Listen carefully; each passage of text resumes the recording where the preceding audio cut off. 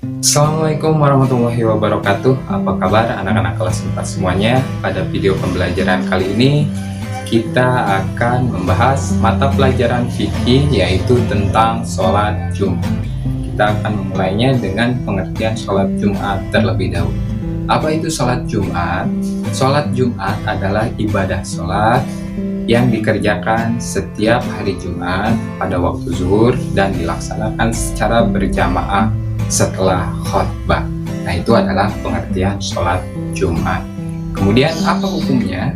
Hukum sholat Jumat adalah wajib ataupun fardu ain bagi laki-laki yang sudah dewasa atau laki-laki yang sudah balik. Selanjutnya yaitu dalilnya.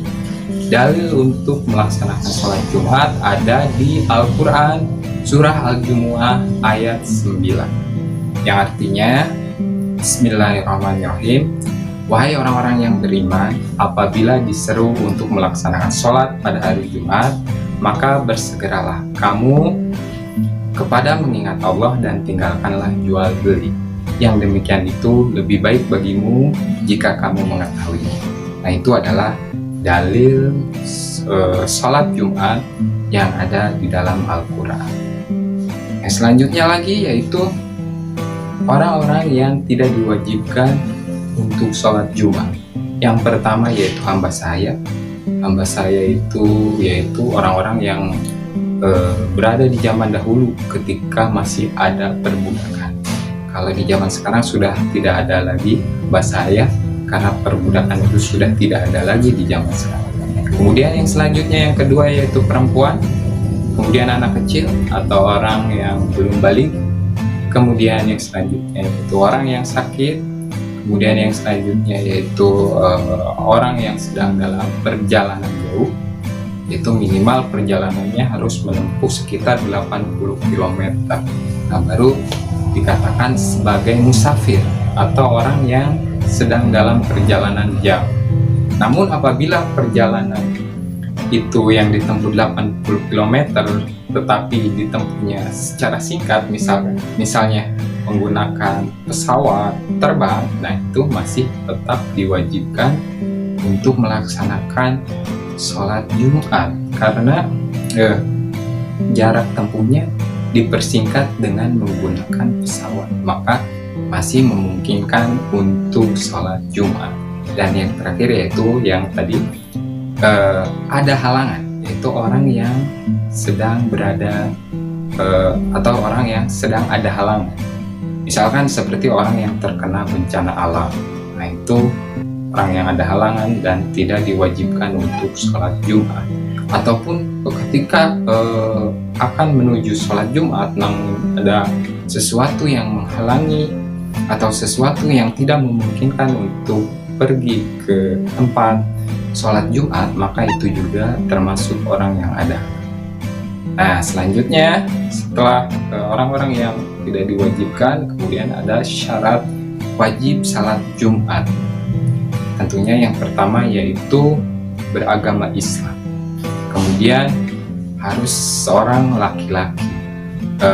Kemudian yang selanjutnya yang ketiga yaitu sudah balik. Berakal sehat yang berarti tidak gila, tidak mabuk dan lain sebagainya. Kemudian yang kelima yaitu sehat jasmaninya berarti tidak sakit. Kemudian yang keenam yaitu orang yang ada halangan. Nah, yang terakhir yaitu merdeka atau orang yang bukan hamba sahaya. Nah, setelah syarat wajib salat Jumat, kemudian ada syarat sah salat Jumat. Ada 4.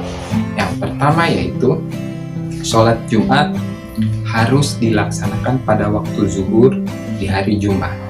Kemudian dilaksanakan secara berjamaah dan diselenggarakan oleh penduduk setempat atau dilaksanakannya di suatu tempat tinggal di mana yang melaksanakannya itu kebanyakannya adalah penduduk setempat, bukan orang-orang yang hanya bermukim sebentar saja di suatu tempat tersebut. Nah, itu disebut sebagai dilaksanakan di suatu tempat tinggal. Kemudian yang terakhir yaitu dilaksanakan setelah 2 khutbah. Nah, itu adalah syarat sah salat Jumat. Kemudian ada lagi yaitu sunnah-sunnah sebelum melaksanakan sholat Jumat.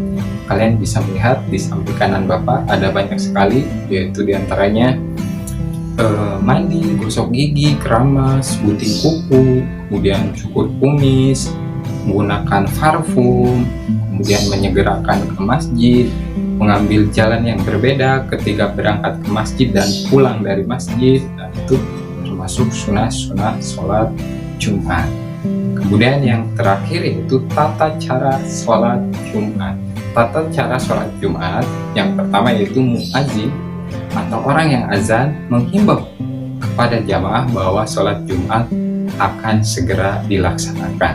Nah, setelah itu khatib naik ke mimbar dan mengucapkan salam pembukaan. Setelah itu duduk kembali, kemudian muadzin mengumandangkan azan.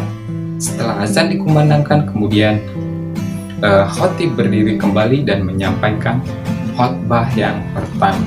Setelah khutbah yang pertama selesai, kemudian khatib duduk sejenak lalu berdiri kembali menyampaikan khutbah yang kedua. Setelah khutbah yang kedua selesai, kemudian khatib membacakan doa dan salam penutup. Setelah itu iqomah dan melaksanakan sholat Jumat 2 rakaat. Nah, itu adalah tata cara sholat Jumat.